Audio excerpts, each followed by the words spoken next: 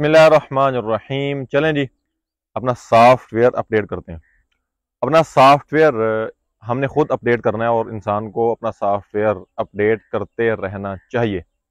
وہ کیسے؟ آج کل تو خیر سافٹ ویئر اپڈیٹ جب یہ لفظ منہ سے نکلتے ہیں تو ایک ڈر بھی اور خوف بھی محسوس ہوتا ہے، لیکن میں کسی اور لحاظ سے بات کرنا چاہ رہا ہوں، ایمانی اور روحانی اعتبار سے۔ اپنا سافٹ ویئر خود اپڈیٹ کرتے رہا کریں توبہ کے ذریعے۔ کوئی گناہ ہو جاتا ہے، آپ سے بڑی غلطیاں ہوئی ہیں اور آپ کا ایک ماضی، جب آپ ماضی پہ نظر دوڑاتے ہیں یا اپنے حال پہ بھی نظر دوڑاتے ہیں تو آپ کو گناہ ہی گناہ نظر آتے ہیں، اور آپ نے لوگوں کے حقوق دبائے ہوئے ہیں، ان کے حقوق مارے ہوئے ہیں، مال ان کا کھایا ہوا ہے، کبھی چوری کے ذریعے، ڈکیتی کے ذریعے، رہزنی کے ذریعے، کرپشن کے ذریعے، یا آپ کسی کی جان لے بیٹھے ہیں اور آپ نے کسی کا قتل ناحق کیا ہے، تو اپنا سافٹ ویئر خود اپڈیٹ کریں توبہ کے ذریعے۔ اپنے ضمیر کو اتنا زندہ و جاوید بنا لیں اور اتنا بیدار کر لیں اپنے ضمیر کو کہ آپ کا ضمیر ہر روز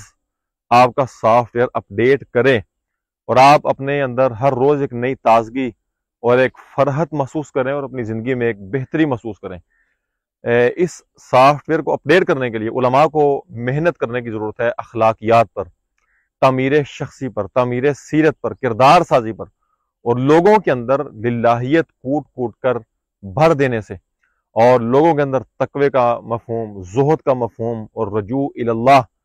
اور ایمانیات کے ابواب مفصل طریقے سے اپنے خطبات میں، اپنے دروس میں، کانفرنسوں میں، جلسوں میں لوگوں کے اندر یہ چیزیں اجاگر کریں، ان چیزوں کو لوگوں کے اندر ڈیولپ کریں، تاکہ ہر بندہ توبہ کے ساتھ اپنا سافٹ ویئر اپڈیٹ کرتا رہے اور اس کا ایمان روشن رہے۔ جو ایمان اس کو گناہوں کی طرف اگر وہ جاتا بھی ہے تو اس کا ایمان اس کو مجبور کرے کہ وہ رات کو یا کسی بھی وقت اللہ کے دربار پہ حاضری دے اور توبہ کے ذریعے اپنے گناہوں کا ازالہ کرے۔